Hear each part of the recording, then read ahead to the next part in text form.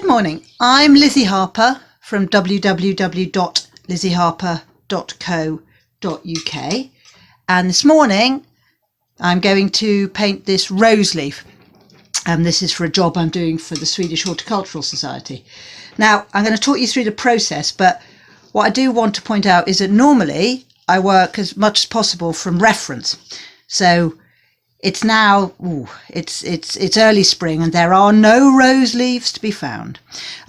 So I'm working from photo reference and from a different sort of rose. These were some ones that were dying in a supermarket. So I've taken these leaves to work from, but literally just for colour matching. It's, you know, working from photos is fine and some people find it easier. I find it much harder, especially for colour matching. But in the middle of winter, if you have to paint a rose and you need to get on with it, you haven't got much of a choice.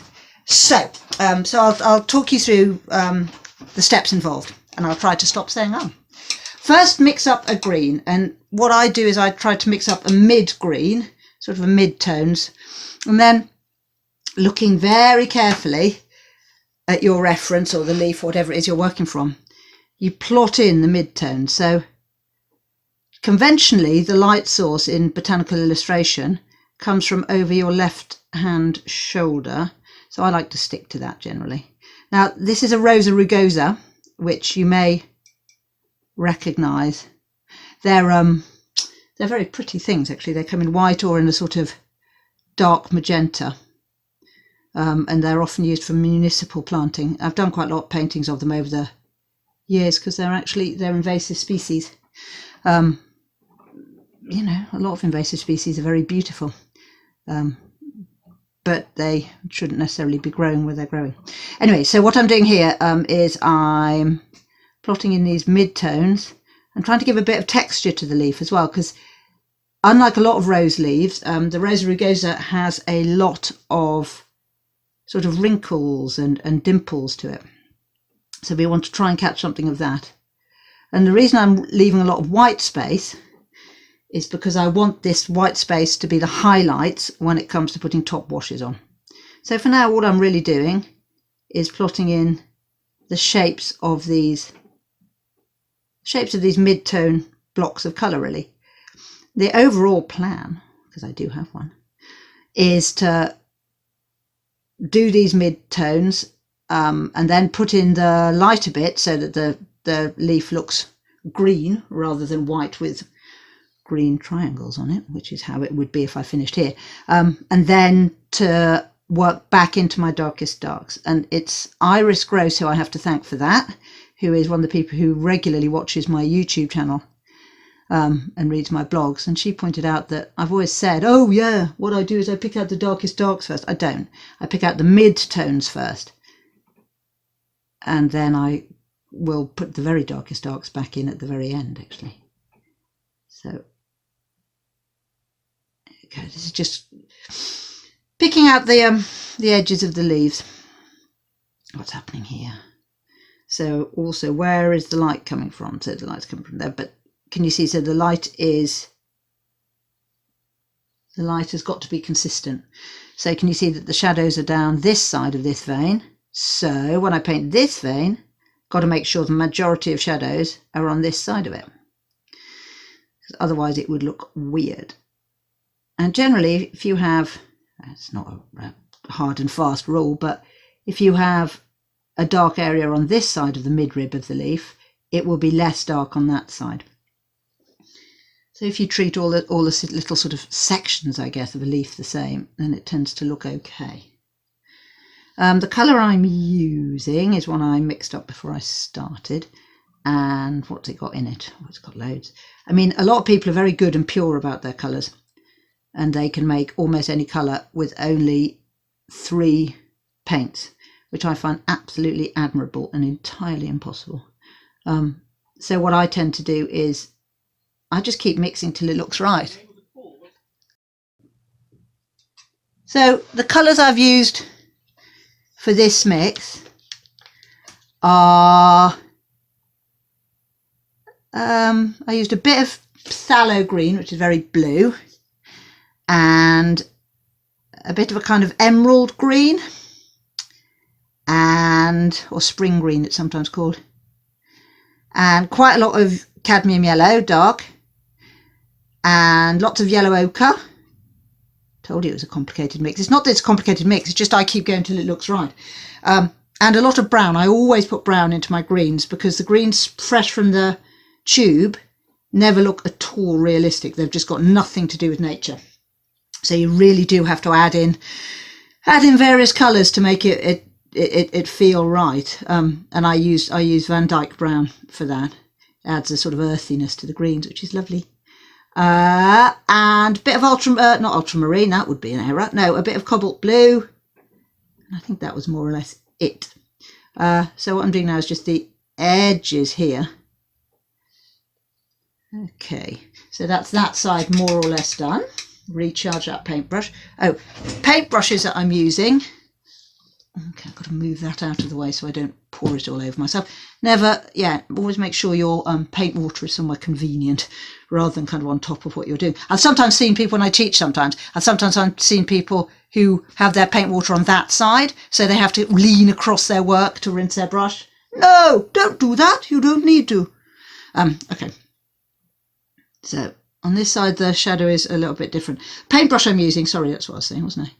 Is Winsor & Newton Series 7. And what I love about these paintbrushes is, you can probably see as I'm working, they've got incredibly sharp tips, which means you can really, really nail that detail without the sort of the tip flaring out or anything like that. And they also have what they call, I think they refer to it as a well. So the amount of paint that the brush can hold at any one time is really quite a lot. So you don't have to keep recharging your paintbrush every 2 seconds. I mean, which is fine. And there are various other paintbrushes which are meant to be really good. Somebody recommended Rosemary's brushes, which are, I know, a great deal less expensive than the Winsor & Newton ones.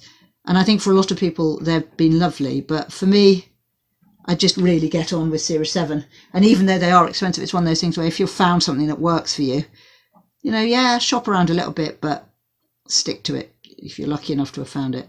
Likewise with the paper. So I've done, as some of you who regularly watch my videos will know, a whole series of comparisons of hot press paper.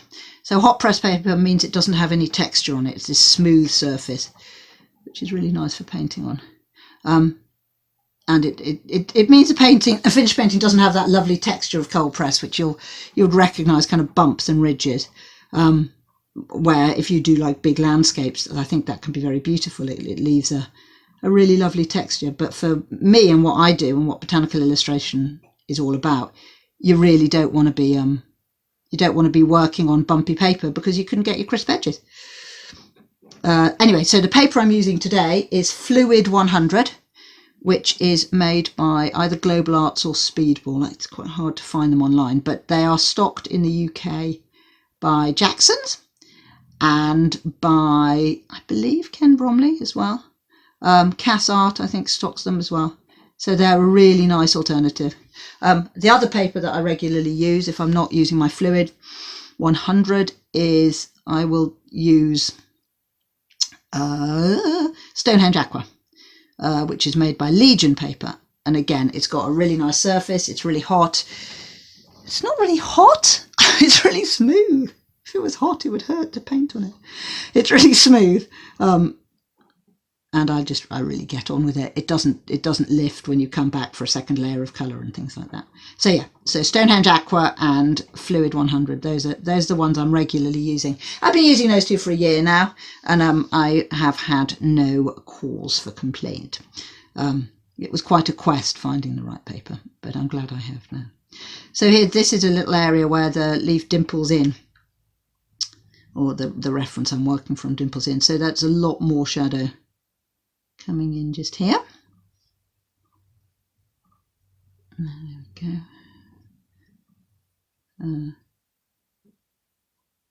So it's just picking out those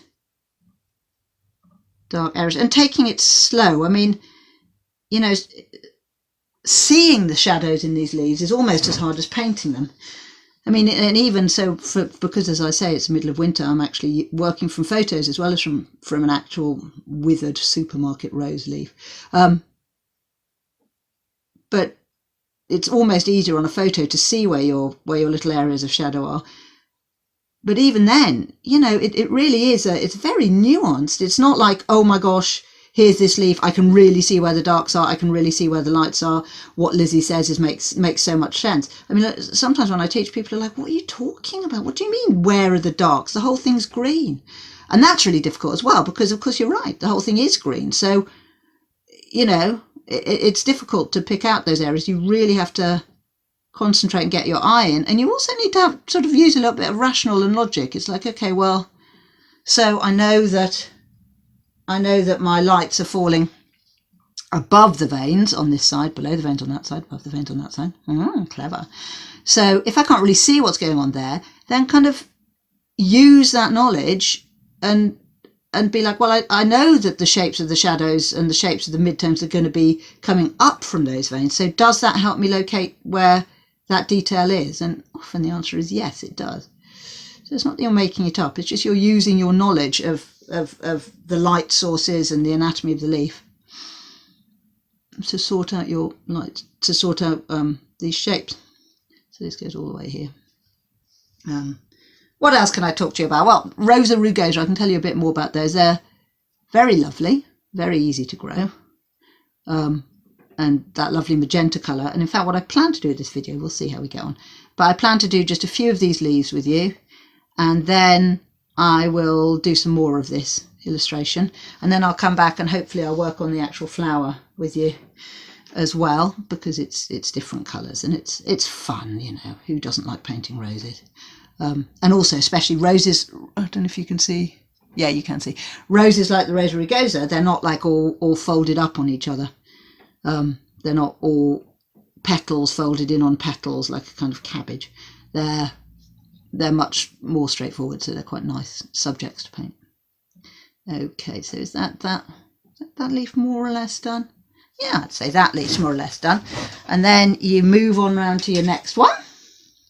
So I mean, again, it depends who you are, how you work. The way I work is I will take on, I'm going to do the edges very gently first so I know where I'm at. I will take on an entire set of leaves and do this background plotting first, and then it means that you can mix up one colour and apply it to all the different leaves, you know, obviously being sure at all times to observe your reference, ideally a living plant, which in my case I do not have. But yeah, for me it's easier to sort of, I guess, batch process it, if you would. Okay, I'm going to plot in this as well. So with this bit, you're also thinking about, when I come to do it, you'll be thinking about where the shadows lie.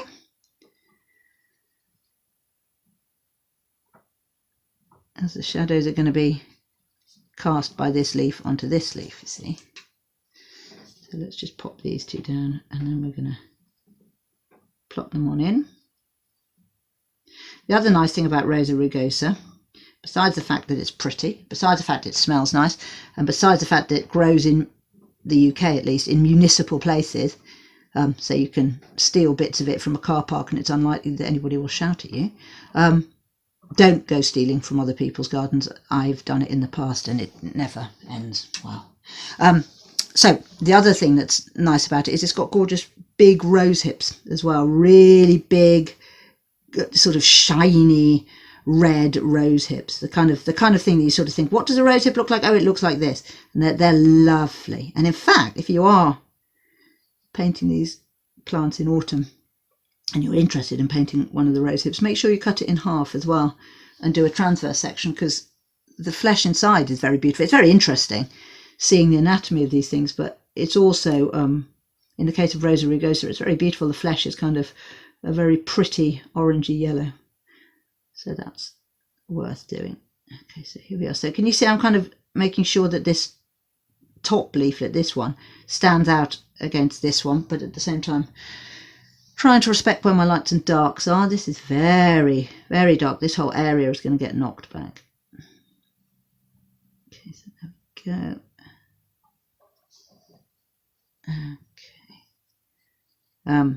So yes, this job I'm working on now, these are sketchbook studies in the style of sketchbook studies, and they're for FOR Sweden, and they're going to be used for I think a interpretation display at a horticultural conference. I think that's what it is.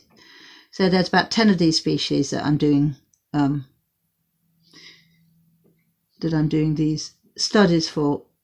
And again, it's these invasives again. I mean, people just love, well, I don't love, people are just very, very interested in invasive species. And I guess, let's be serious, it's because, you know, you want to make sure that you're not planting something in your garden that's going to get out and outcompete your native flora. It's a difficult one, though. I have real issues with invasives. I have real issues with the language of invasive species. You know, that you kind of hear them bad-mouthed all the time, and in fact they're beautiful species in most cases. And yeah, I mean, if they outcompete the local flora and or outshadow other species that have been here all the time, I mean, yeah, no, it's not great, but it's not like, I don't know, it always feels to me like everybody's really angry with those plants for succeeding. It's like, if you're a plant, what you want to do is you want to optimize your reproductive success, you want to grow, you want to take over new habitats, and my goodness, that's what these invasives do. And it's all very well saying, oh, but they're invasive, they don't belong here. Well, funnily enough, guess who put them here? Those plants didn't just suddenly appear spontaneously.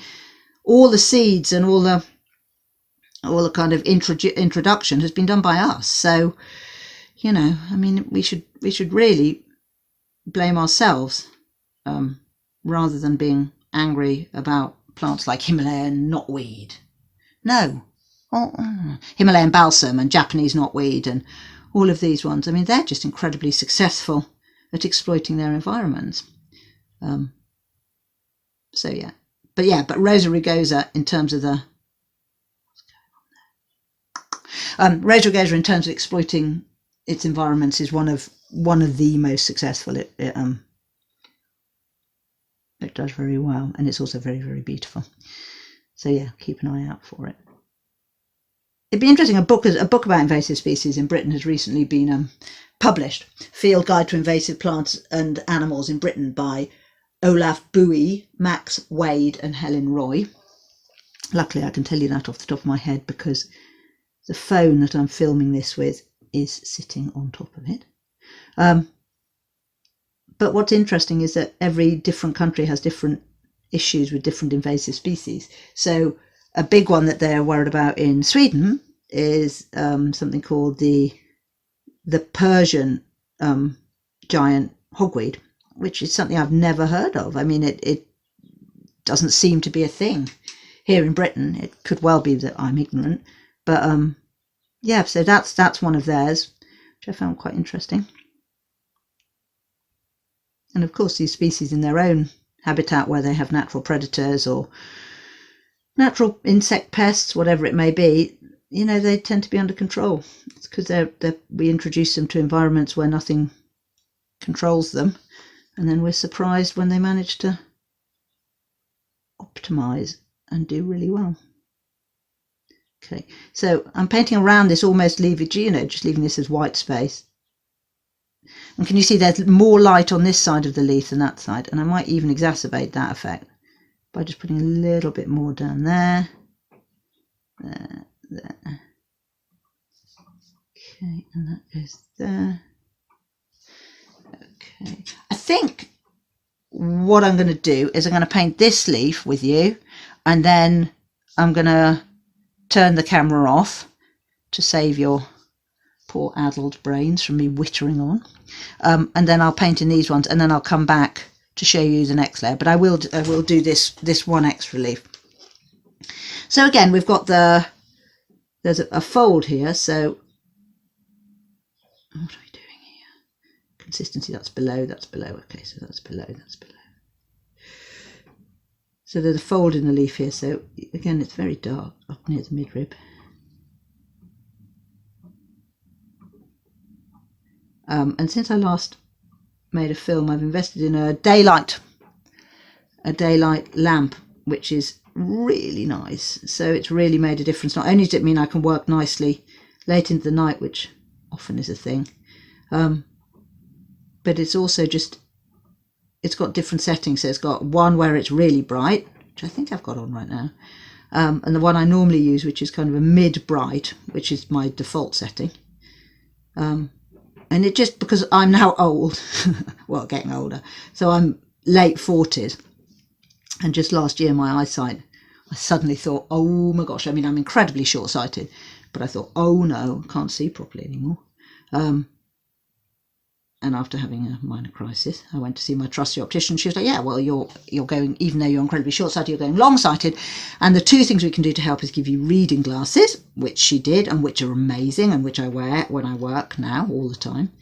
And she said, get a really bright, strong daylight bulb for your daylight lamp for your work. And I did. And it was really, really good advice. So if any of you are, no longer have the trusty eagle eyes of a 20-year-old and think, gosh, what's happening? I can't see anything anymore. Try that. Try just a pair of your average reading glasses coupled with a nice daylight bulb, and I think you'll find that your life is much, much easier. Okay, so working down here, and I'm leaving the veins white on purpose because they will get knocked back later, but they're kind of guidance, and they're the palest. The actual veins themselves are quite pale, so I don't want to take them too dark too soon. So the thing with watercolour is that the white of your page in general is that's your highlights. That's the light that you got. That's what you got to work with. What you don't want to be doing with watercolour is taking something too dark and then trying to fix it by putting white paint on top of it, because it will not work. It just looks a bit like somebody's rubbed the whole thing in sort of stone paste or chalk dust or something. It just looks thick and glunky. And in general, I try to avoid using white as much as possible with watercolours. There's some colours where you have to use it to get the right hue, but in general, avoid it like the plague if you can. Oh, this is complicated in here. So you have to use the white of the page to give you your highlights, which it's something you get used to doing, but you have to remember it, because of course once you're painted over that white, you can't get it back. So some of the colours that I find you do need whites for, some of the pinks, to get that pink completely correct, you might need to use a tiny bit of white.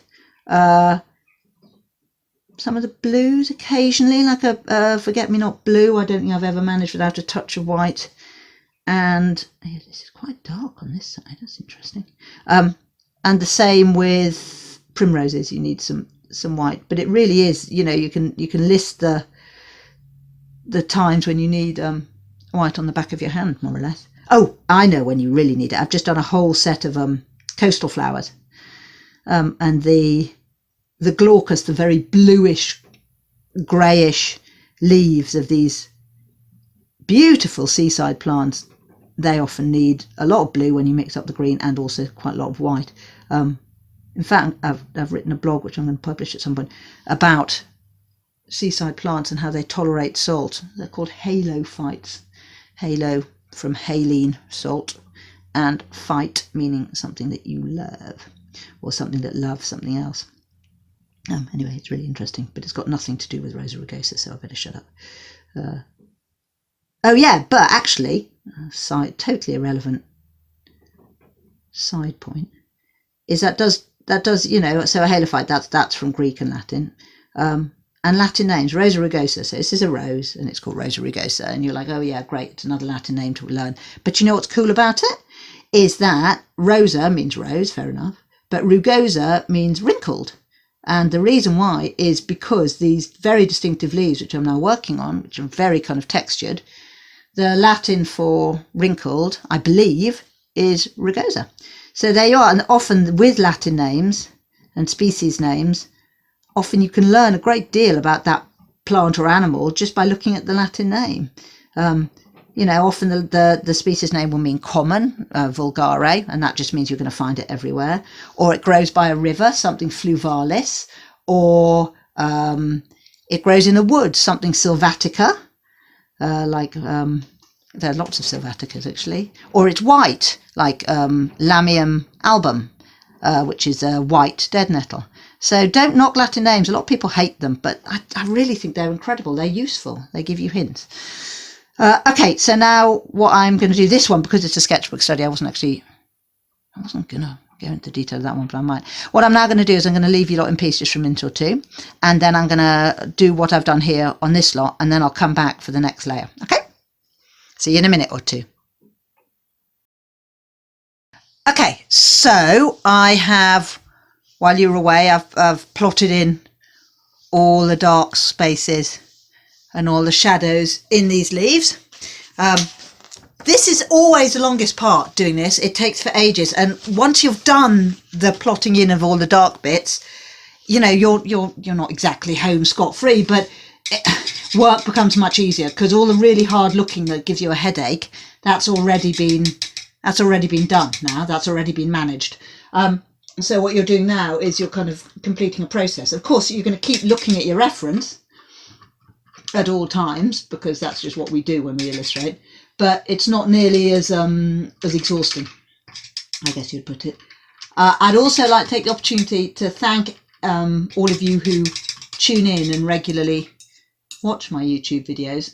It's very nice to know that you're out there, and I appreciate you taking the time, because I know they're sometimes quite long. I'd also like to give a special shout out to, I think, possibly one of the youngest people who watches my videos, which is my friend Eric Eckersley, who lives in London, and he is only, I think, 6 or 7. He may even only be 5, and I know sometimes he watches me doing these painting videos with his parents instead of going to bed at a bedtime story. So hi Eric, and give my love to your sister Lucy as well. Right, so now what I've done is I've mixed up a colour which is very similar to this background one. It's slightly paler, so it's got a bit more water in it, because to get a paler colour with watercolour you dilute it with clean water. It's got a bit more water in it, and it's also got a bit more yellow in it. So what I'm going to do is literally just go over what I've already painted. Whoops, hold on. Dilute it a bit more.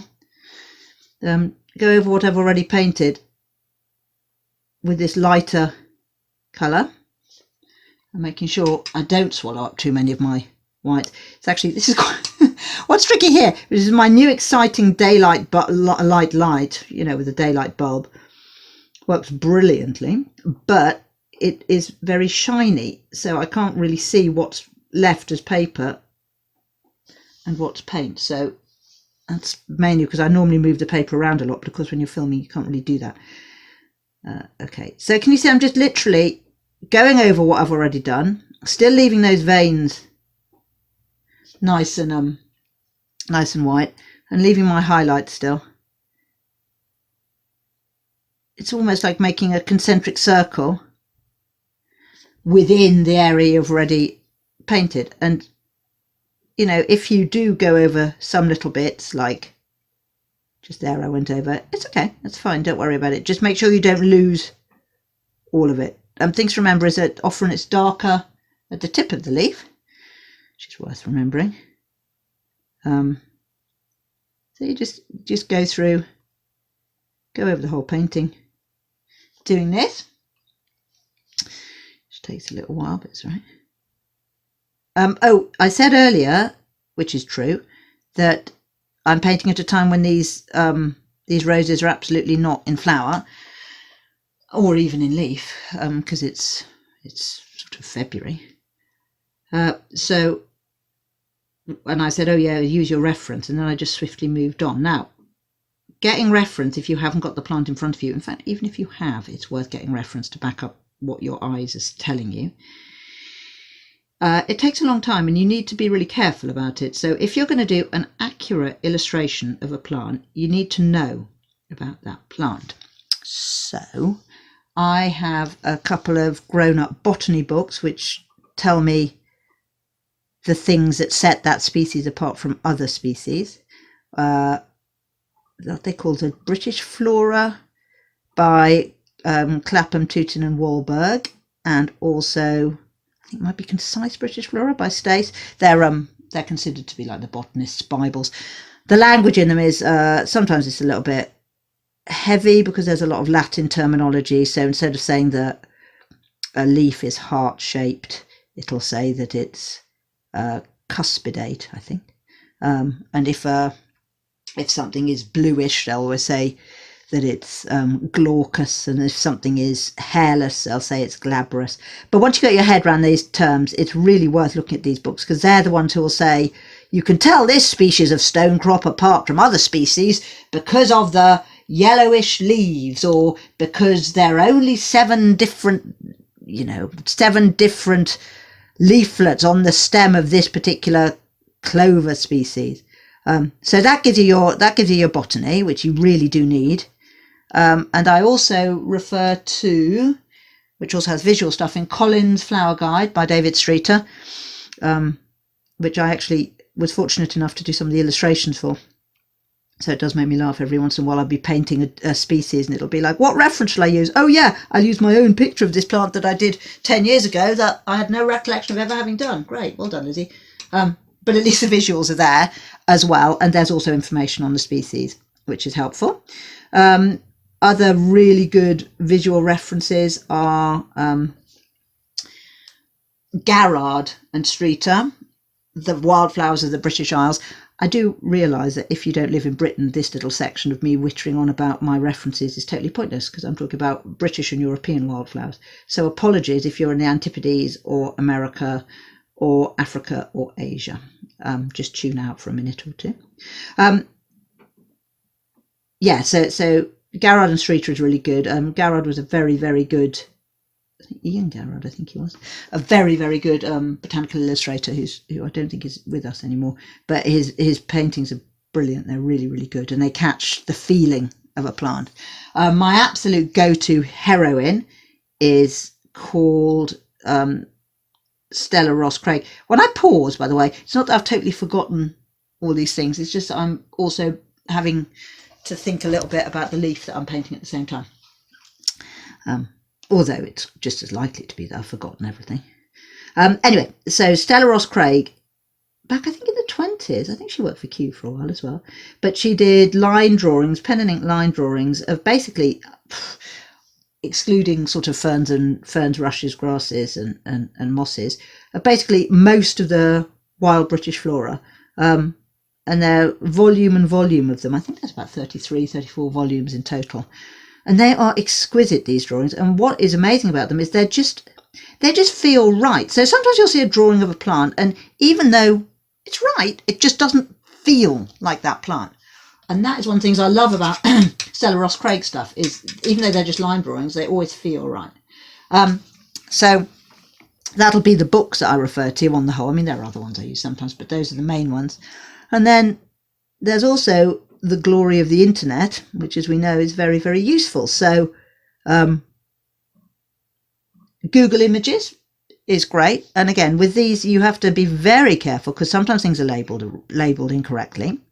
And you also, what you really mustn't do is just go online, find a photo and copy it. Because if you do that, then you're infringing somebody's copyright. And although these cases never do really get taken to court, except for one famously, which I might mention in a minute or two, to do with a poster in Barack Obama's presidential campaign. If you just copy somebody's photo, you're stealing their idea, their image. So don't do that. And anyway, actually with botany, it isn't a wise thing to do anyway, because a photo can actually have misleading information. You need to look at several different visual images in order to be certain that what you're looking at is correct. The thing with Barack Obama was a poster, it's a very beautiful image. I can't remember any of the names involved, but it's a poster of Barack Obama and the text says hope, and it's all kind of simplified into reds and whites and blues. You may recognise it. But the illustrator who did it, the poster was incredibly popular, did really, really well.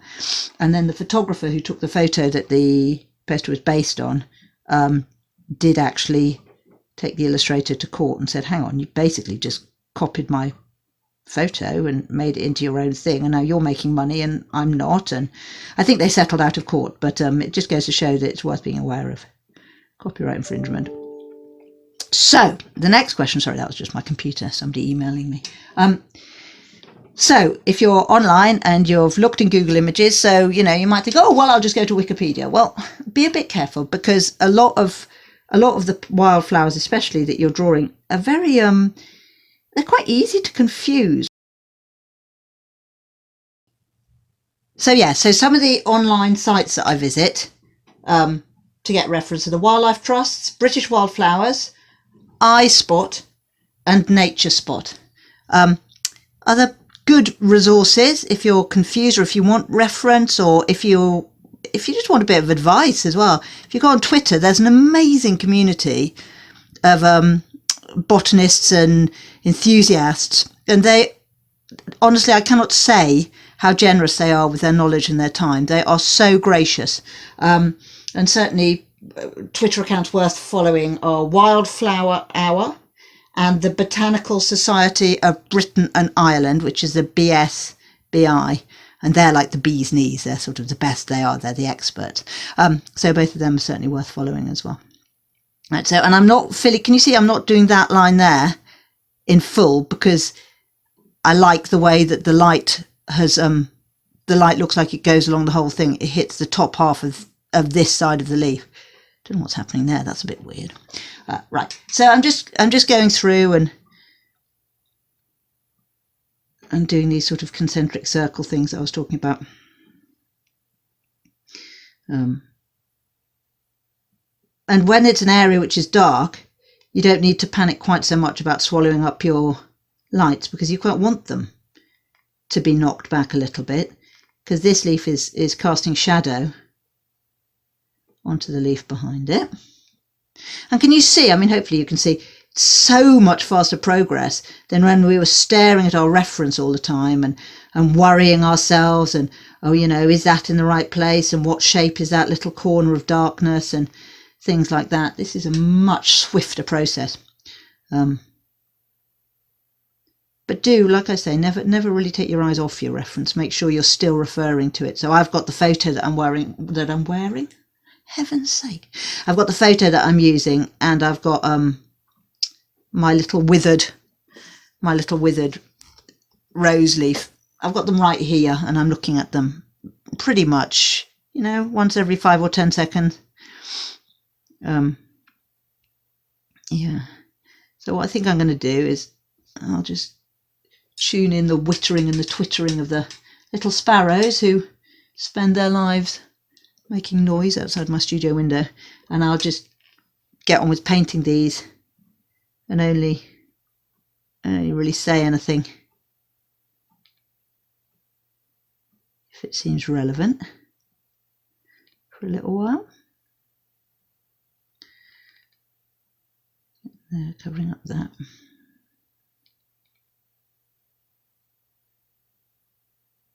One of the things I love about my job, and hopefully if you guys get to make time to do some of this yourself, you'll feel the same, is you when you're really focused on painting something, really concentrating, you'll find that everything else falls away. So you don't really notice what's going on in the rest of the world. You don't really even notice what's going on in the room around you, whether you're hot or whether you're cold, any of that kind of stuff. You really are entirely absorbed in what you're doing. Now, I know I'm sounding like a yoga app, but it really is, you know, this holy grail of mindfulness everybody keeps talking about now, which is incredibly good for your mental health, actually. But I would maintain that although it's a rather tricky way of doing it, it'd be maybe be more pleasant to lie in a room with candles and do some yoga. But it's, you find the exact same, that sense of being lost in the moment from concentrating really hard when you draw and paint. And that's one of the reasons why I really think that drawing and painting should be taken more seriously at school level for school kids, because especially kids who aren't necessarily academic may really find that they find solace and love drawing and painting, and if they get sort of taught how to do that along with the basics of reading and writing and arithmetic, then it's a space that they can go and feel safe and happy in. And even if you're not particularly into drawing or painting as a kid, it's a lovely thing to learn how to do. You might come back to it later, you never know. But if you've never even been exposed to it, then it's unlikely that you ever will.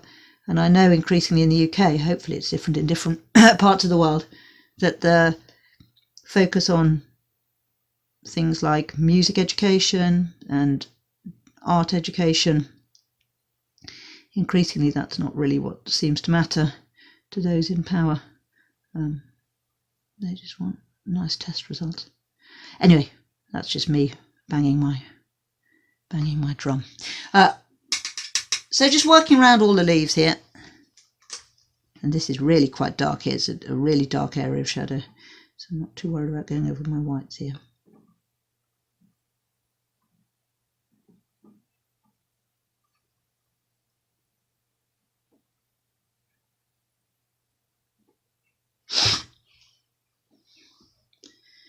Okay, so I need the edges of this leaf to be clear,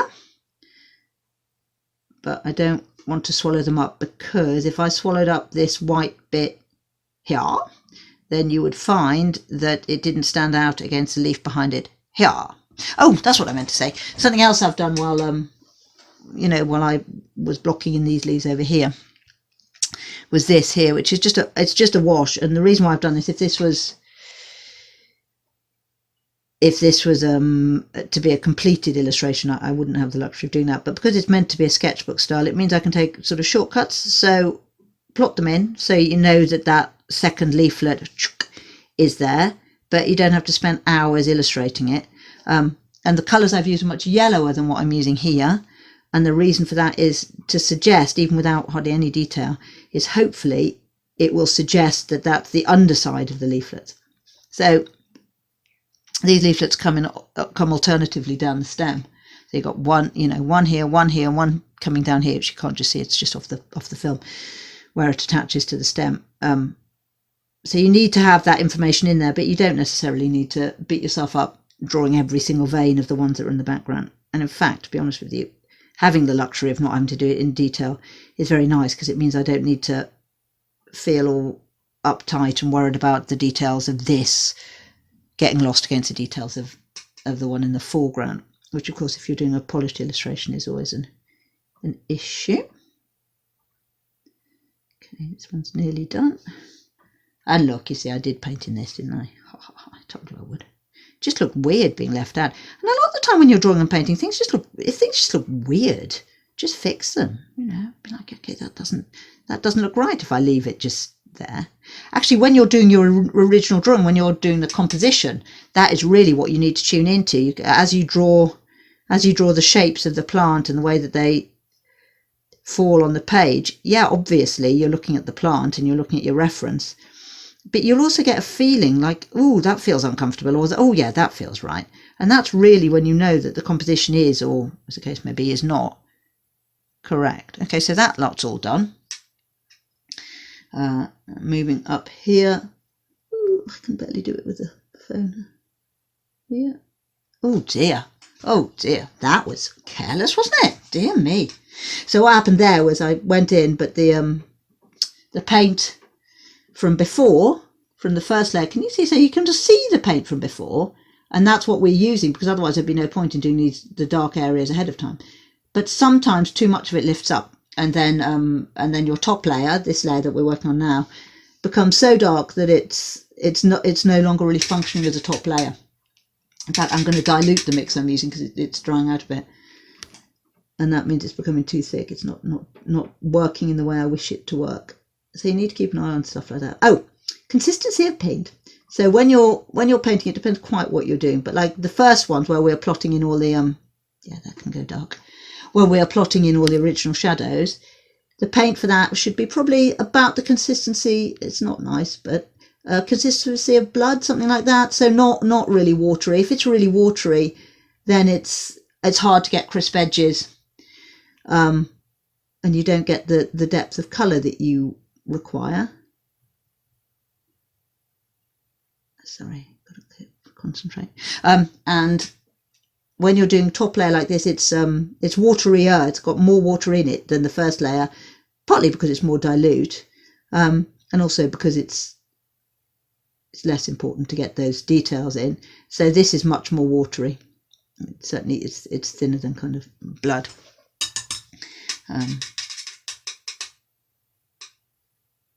Something I do a lot of, which I'm trying to train myself out of with very little success, is I suck the tip of my brush to make a nice fine point. It's not a great idea. People are always very worried about it. Oh, are you going to die of cadmium poisoning?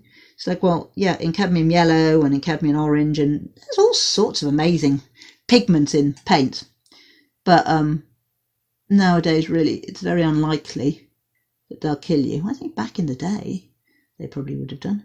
But now they really won't. And I did ask a friend of mine who's good at kind of chemistry and stuff, how much cadmium yellow paint would I have to eat before I kind of died of cadmium poisoning. And they suggested that I'd have to eat the equivalent of about 4 or 5 pans of yellow paint a week. So I think I'm all right. I don't do that. Oh yeah, which brings me to the paint. So I tend to use Winsor & Newton, although there's a couple of colours I've recently bought which are Daniel Smith.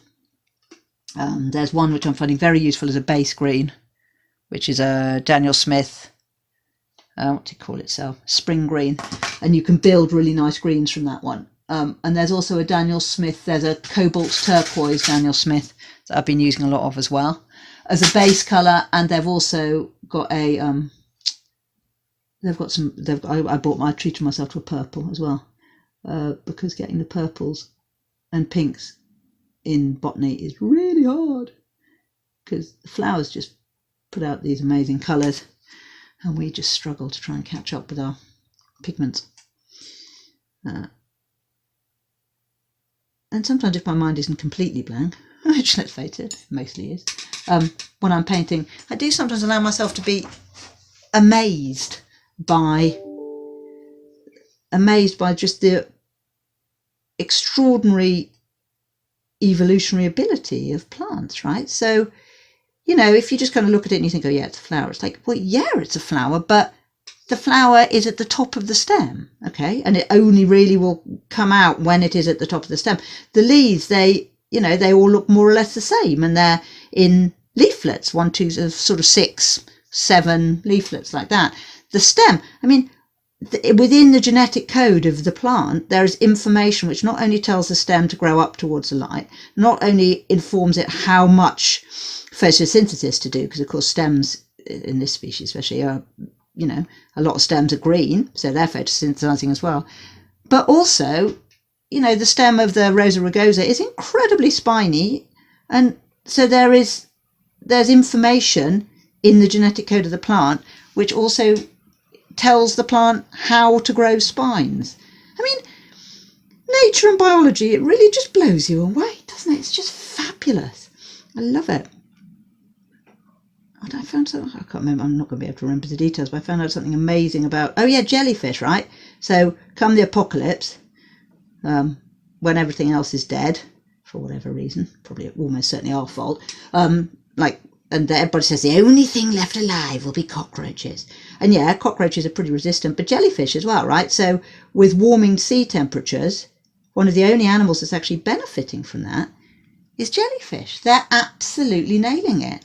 And they can deal with all sorts of other negative environmental situations. They're very, very amazing animals. You should look into them if you want to be amazed. There's some various podcasts that I listen to when I'm at work. Mostly I listen to BBC Radio 6, which is, kind of music and information about slightly alternative music. And the DJs are just really nice. You just feel like they're your buddies.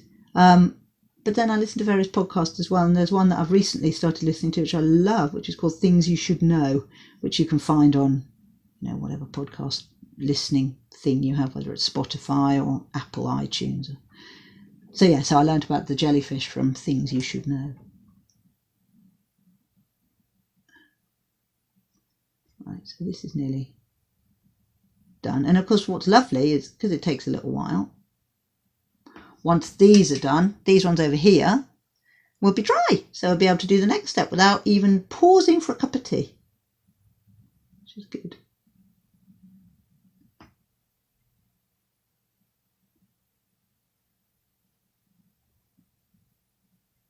Is that more or less right? Yes, more or less right. And this is the last one of the of these sketchbook illustrations for the Swedish client. It's the last one that I'm doing. The other ones have been really fun. I'll tell you what I'll do if I remember. Once I'm done with this, I might give you a quick look at them at the end. Although I think you'll have probably been drawing and painting with me for about 6 hours by that point. It's like, please, Lizzie, don't show me other work. Just let me go. But I'll see anyway. Okay, let's get this done. You know what? I think actually, with that in mind, I think I'm going to do rose leaves as one film and then the rose flower as a second part, because otherwise, I mean, really, you're obviously gluttons for punishment anyway, but the idea of actually having rose, after tackling these leaves, just going straight on to me talking about pinks and roses is just sort of unbearable. So I'll put it in a different film. Okay, so this here, that's all very dark, so I'm covering up those bits. Okay. Yeah, it would be useful to actually have a leaf here, because the thing is with the leaves of this plant, sometimes they're really shiny and very bright green, and yet sometimes they're much more like this, much sort of darker green and not particularly shiny.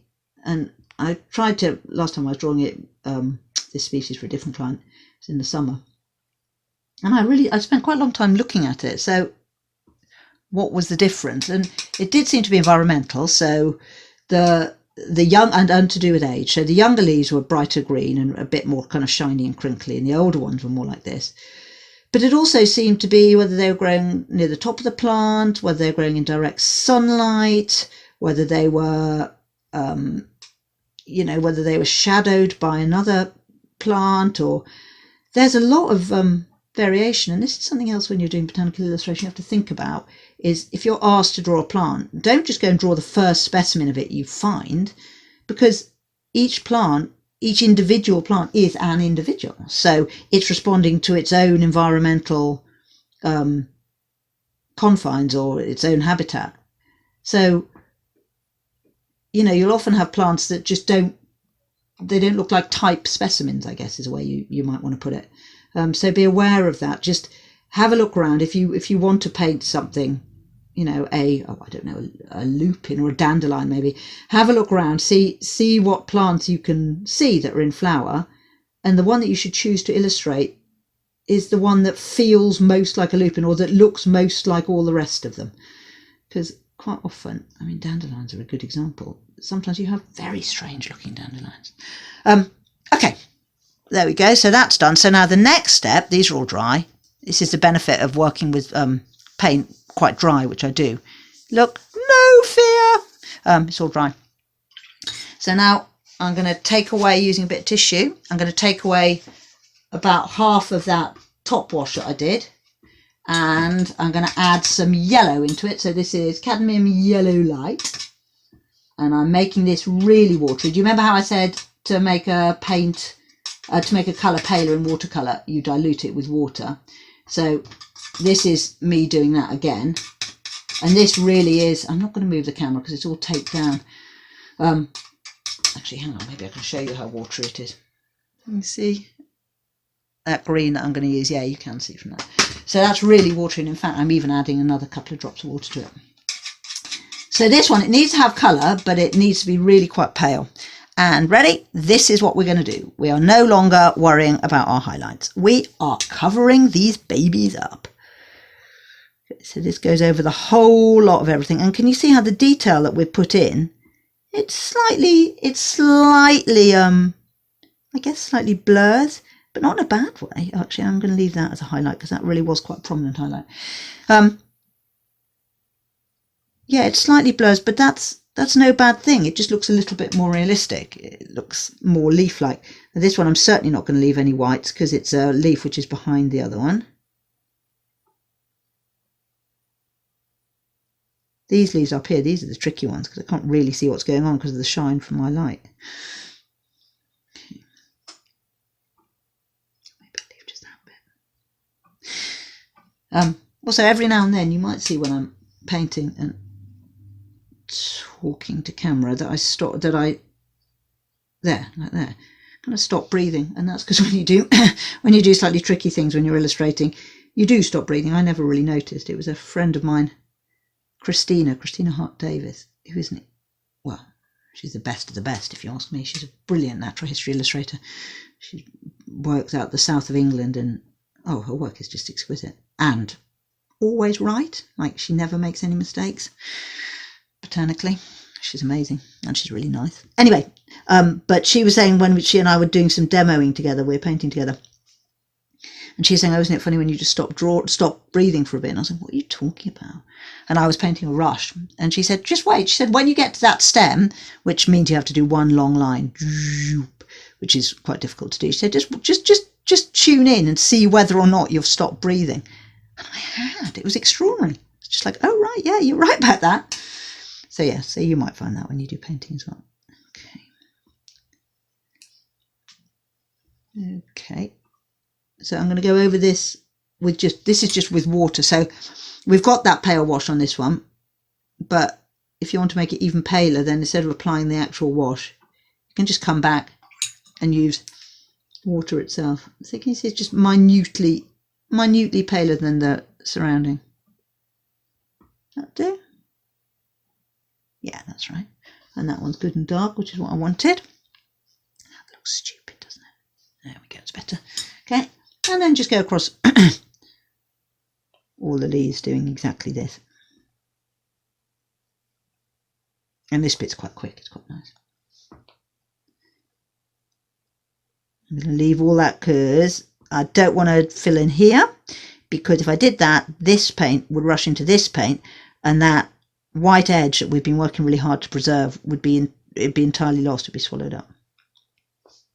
And I'm going to do the same here. So this side I'm happy to lose most of it. That can all be covered up. And this lot here, but I'm going to leave that white. I mean, that is also where the highlights are, so that's got something to do with it as well. But yeah, I'm not touching anywhere where anything touches. And if by chance you find that you've gone too dark, while the paint is wet, you have to do it while the paint's wet, you can, I mean, I don't necessarily think this is necessary here, but you can use just a tiny twist of tissue paper to lift off little bits of colour. Yeah. So, I mean, how well it works partly depends on how nicely you can fold up your twist of tissue paper. Okay, just this one. And again, this one, it's got wet leaves on either side of it. Oh, it's pouring with rain again. Not that it matters in my snug little studio. Okay.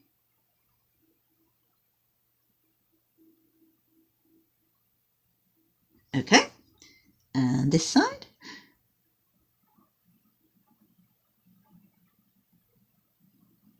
Okay. I've got to be a bit careful here, because what I don't want is to have tide lines. Gosh, can you hear that rain? You don't want to have tide lines from a wash that you don't want there. Everything that's there has to be there for a reason. Okay, up here. And this can just cover the whole lot. Beep. Including the underside, so that's fine. This side we're going to leave a little bit of white. Not a lot. Because we've got the rose itself casting a shadow.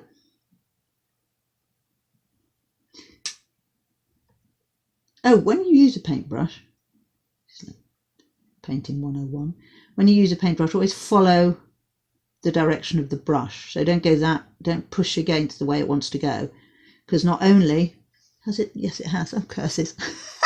Not only will it splay the bristles, but it also takes away the layers of paint that you've already put down. So can you, if you see that, just there, it's kind of muffled the edges.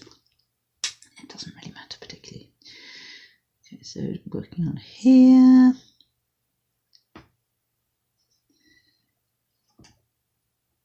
And this really will take a little while to dry because it's so much wetter than the last lot. So the other thing you need to look out for, because I was going to say, so while it's drying, I'll work on these and show you how to do a flat wash. But I won't, because if I were to do that, I'd put my hand on these leaves and it would all smudge. The number of times that I've really messed up by putting my hand on wet paint. I mean, generally I work from left to right, specifically so that I'm not leaning on my painting all the time. And it also means you can keep going, because if you're working from right to left and you're right-handed, then it's not going to work, is it really? Because you'll have your hands in the wet paint all the time. Okay, do this one. Oh, the other thing I do is, can you see? Oh, I don't know that. So that's just a sheet of A4, which you can't see actually with the view you have. But there's lots of other bits and pieces on this sheet with this rose on. But to protect them while I'm working on this bit, I've just got a sheet of, just down here that way, I've just got a sheet of A4 paper that I'm resting my hand on. Simplifies life. It means that pencil work doesn't get smudged and that I'm less likely to drop tea or blobs of paint or stuff on something that's meant to be kept clean.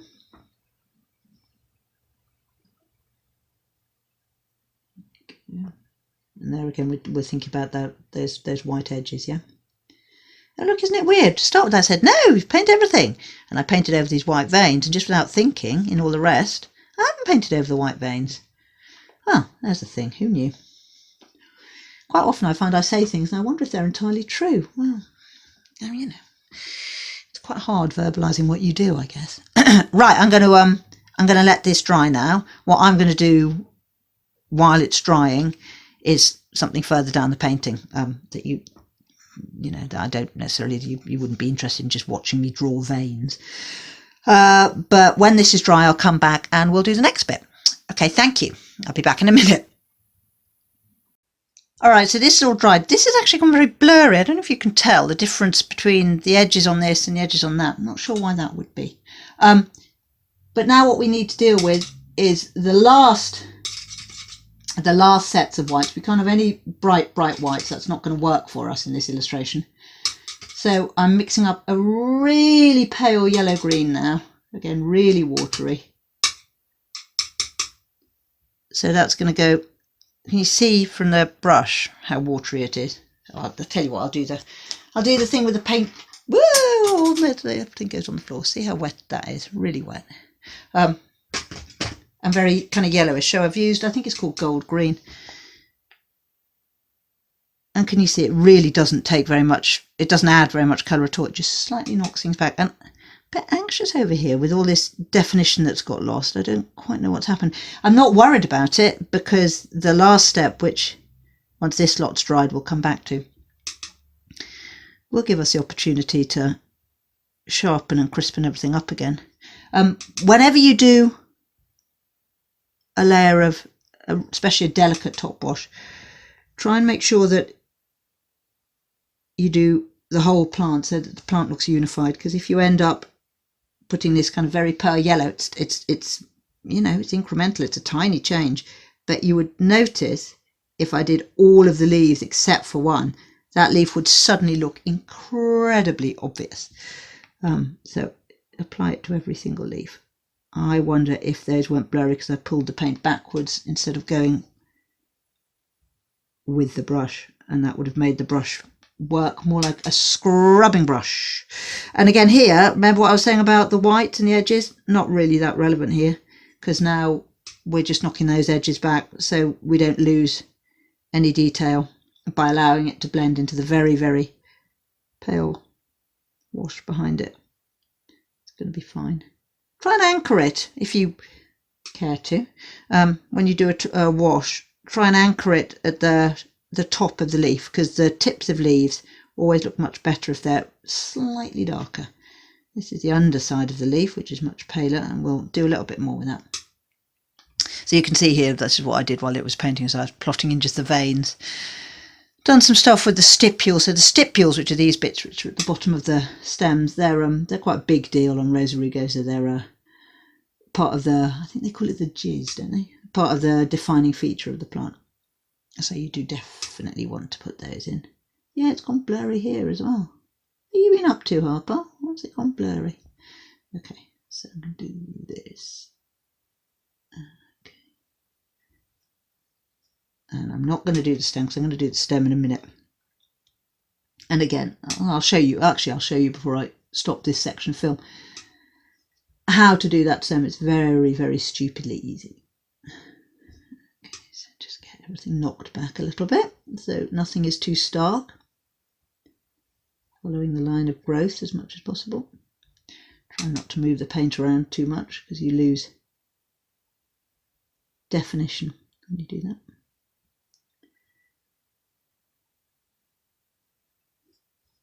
Oops. Try your best not to put your paint brush into the wrong section of your paint box, or you'll end up with the wrong green, and that can be a disaster.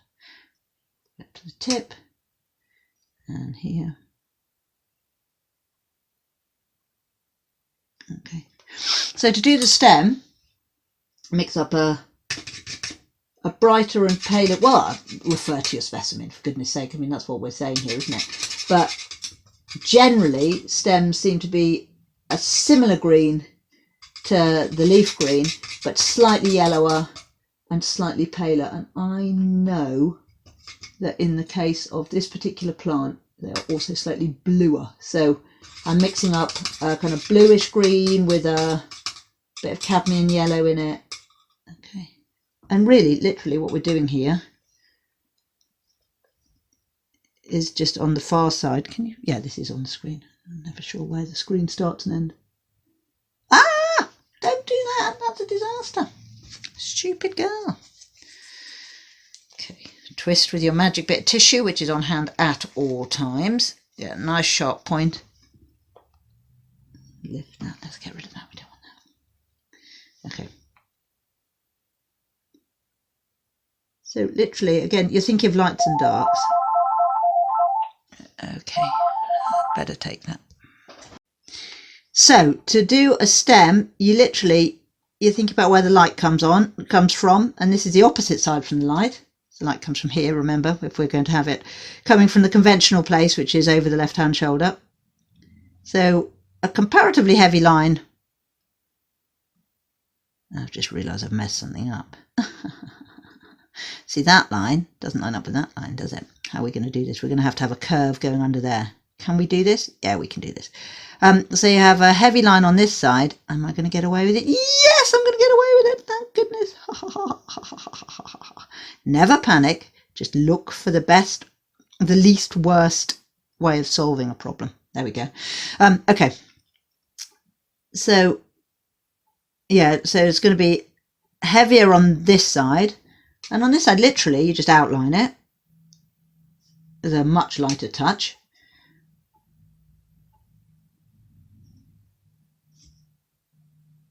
Like that.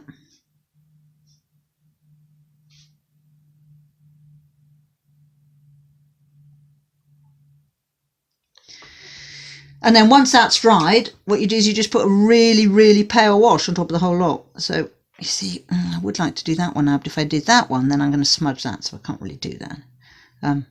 Right, so I'm going to do that stem, finish off these petioles, and then I'm going to come back and show you guys how to finish up these leaves. So what I did to finish off the stem was I did these lines on either side, and then I just put a light wash on top. And I've popped in the stipules down here. One more thing I will do before working into the darks is I'll show you how to do just a really nice loose wash. Okay, so that's for these two leaves up here. So first up, I'm going to outline them just using a normal brush. Just following it through. I'm not even going to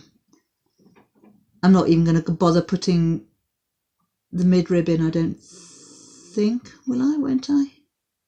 No, I think I'm just going to have it flat because the pencil will show through the wash anyway. And again, this is a technique I can use because this is a sketchbook study. If this was a finished piece, I wouldn't be approaching this leaf in this way at all.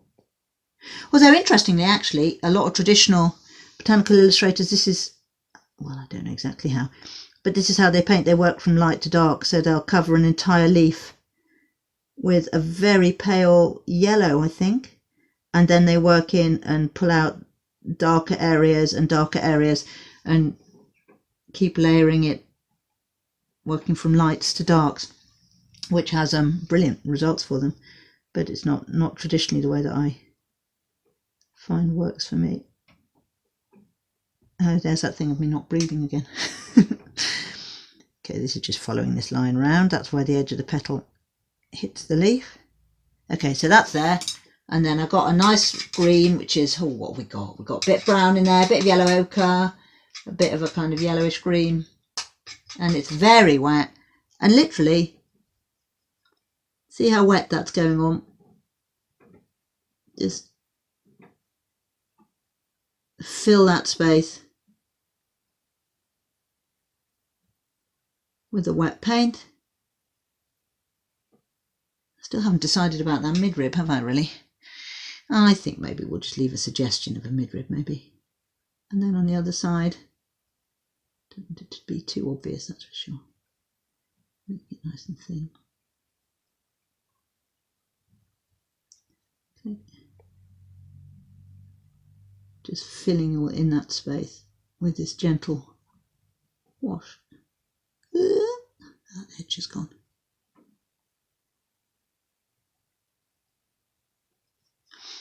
And then literally at this point I'm going into my water jar and adding a drop of water. And the reason I do this is because with what I do, I don't really get to use paint very wet very often. But if I get to do washes like this, I just love playing around with them a little bit. And the way they dry pleases me enormously. So, and I've also put a couple of dots of extra pigment up at the tip of the leaf. Doing the same here, and again we're going to be super careful. Do you remember what I was saying about edges? So I don't want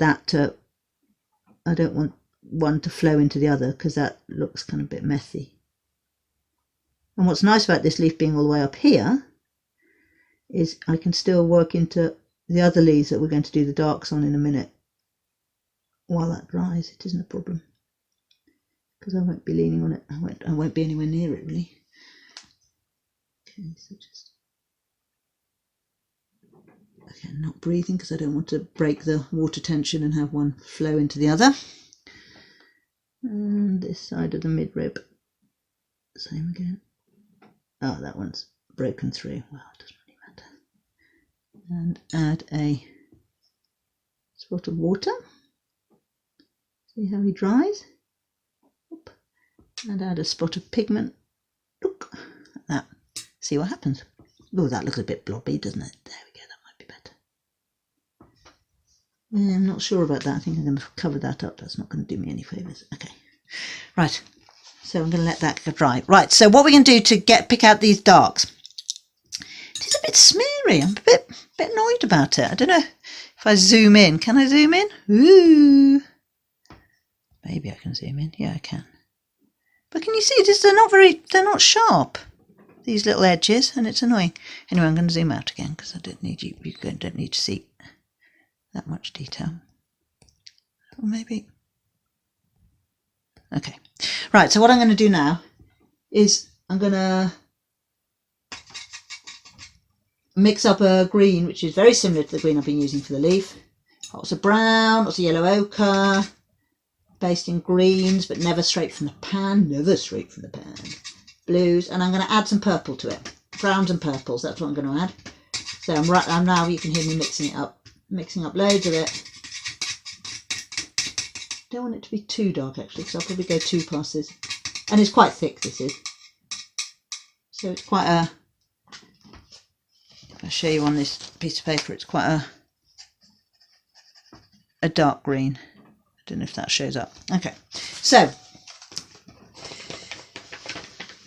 I'm now going to pick out the dark bits here to try and crisp all this up. So I'm going to start by working into the teeth. Make sure they've got really pointed tips.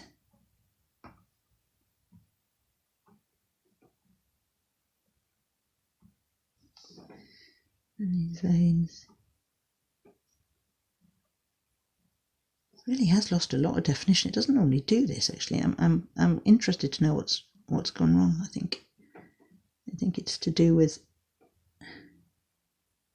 keeping the paper in one position because I'm filming, but I'm not sure. Bad workman always blames his tools. Okay, so this is an area of shadow, so I'm going to work into that. And again, we're back to making those tiny little strokes, but this time it's much more intuitive. It's not like oh, let's stare at the photo reference or at the leaf and figure out where these lights and darks are. This is like, well, where do you need to go to make this look sharper? Where needs to be picked up on? And it's quite kind of self-evident actually when you start looking. Okay, so that one. Okay, and then the other side of this leaf.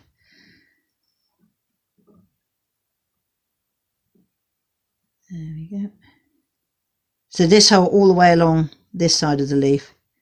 Careful with that line.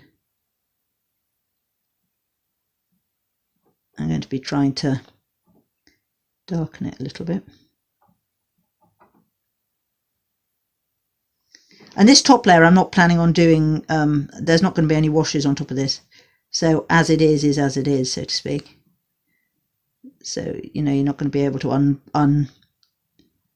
unsharpen it, or it's got to be right, basically, I guess is what I'm saying. So can you see it's kind of helping? Maybe I'm kidding myself. Come on, nice and crisp. It's helping pull the whole thing into focus slightly. And even if it hadn't gone blurry like this is still the same approach I'd be using. It's just it would have probably a slightly less dramatic or important role to play. Let's do that as well. To make it clear that's coming around the corner. Yeah, that leaves all right. Which one should we do next? Should we go up here? And again, working into the darkest darks. This really is working into the darkest darks. I know I kind of said that at the start, but and pulling the sharps together. Yeah, so if you want to talk about time frames, then I've done some other stuff on this picture today as well. But the stuff that I have been working on, the whole lot, has taken me since 8 o'clock in the morning, and we're now, what time are we now? We're kind of 1:30 in the afternoon. I don't stop for lunch. So yeah, that gives you some sort of idea of how long all this stuff takes. It takes flipping ages, to be quite honest with you. So you do need to set aside, if you're going to work on an illustration, you need to set aside quite a nice stretch of time if you want to have anything finished. And that's why when you teach, even if you teach like 2-day workshops, often people don't get a finished, polished product. And it's not surprising, but I know that people can be disappointed. They sort of think it's all going to come together much faster than perhaps it does. Okay, so now we're sort of still sharpening up here. I'm still a bit, yeah, I don't know what's happened. I'm going to stop saying that in a minute. I know I've said it about 100 times, but it's weird. This paper is Fluid 100, which is normally brilliant, and it just feels a bit woolly to me in a way that it never has before. So I don't know if maybe it's a dud sheet or maybe it's me, workman and tools and all that. Anyway, so we've crisped that up.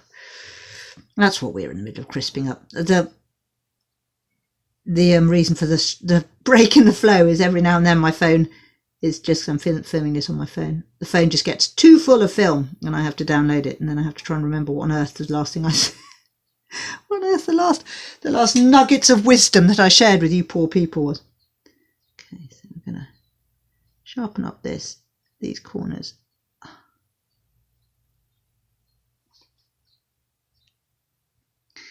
Yeah. Okay. That's gross. That's not right. I mean, it's, you know, it's nearly there, but it's not the best I've done. It just feels a bit, yeah, it just feels a bit muddy to me. Okay, however, it'll do, it's fine. Okay. So again, just picking out those darkest darks, thinking about what's needed to make the illustration work, what needs to be separated from the rest of the green, what needs to be emphasised, needs to be brought to the front by putting a little bit of contrast in.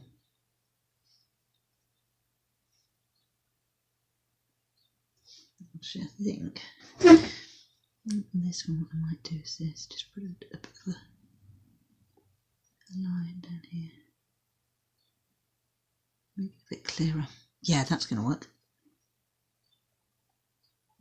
Of course, what you don't want to do after having put however many hours we figured out it was in, you really don't want to mess it up now. The one, I would say, the one thing I have learned over the years, I've been doing this for about, I don't know, 20 years now, something like that, maybe longer, is not necessarily how to be brilliant at it. My goodness, now I've got a great deal more to learn. But quite good at making mistakes go away.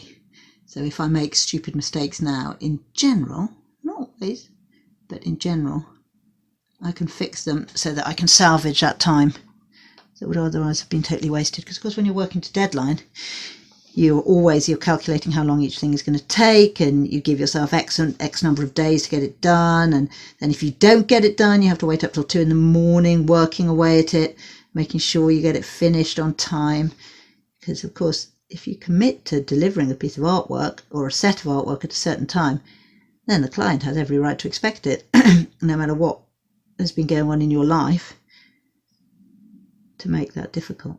And as a professional illustrator, that is absolute. That is a non-negotiable. Unless, I mean, I guess if there's a serious illness in the family and things like that. But in general, there ain't no excuse for missing a deadline. So don't even try it. Okay, there we go. Oh, ooh, that looks a bit weird over there, doesn't it? What's happening there? Okay, so this set's nearly there. Just this little bit that needs tweaking, sharpening.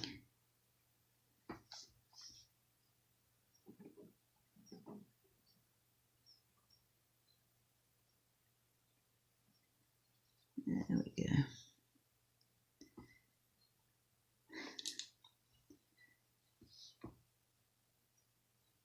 I don't think I've done these ones, have I? That's why these ones look blurry. I was like, I've done them already and they're still looking blurry. It's like, well, no, you actually haven't done them. That's probably why they're still looking blurry. Done a bit on them, but maybe not enough. And then when you do this, you do need to be careful not to take the leaves too dark. You really don't want the leaves to end up being much darker than they're meant to be. I mean, in fact, I think subconsciously, thinking about it now, when I mix up my leaf colour, I probably mix it up slightly lighter than it actually is, so that when we get to this stage, I have the flexibility to work into my darks. Is that all right? That's all right. Without it compromising the truth of the colour. Okay, it's a little bit more here.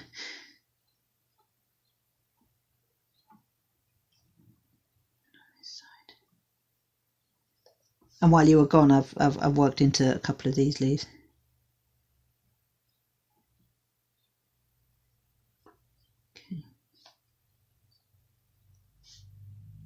Okay, so what I'm going to do now, to spare you the pain, is I'm going to work into these leaves over here, and then I'm going to come back to you, and I think I'm going to finish up with this particular film, and then we'll do the rose in a separate one, so there'll be 2 linked films on YouTube.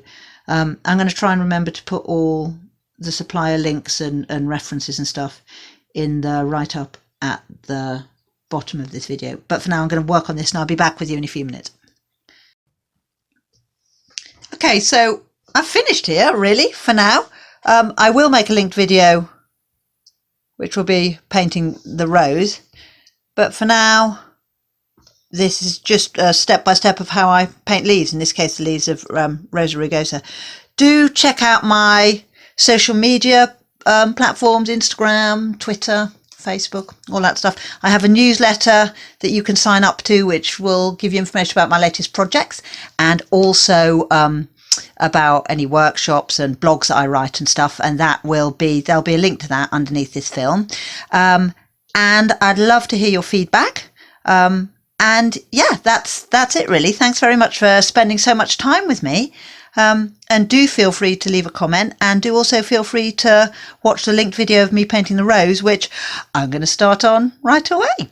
Okay, thank you so much for your time. And like I said, I'm Lizzie from www.lizzieharper.co.uk.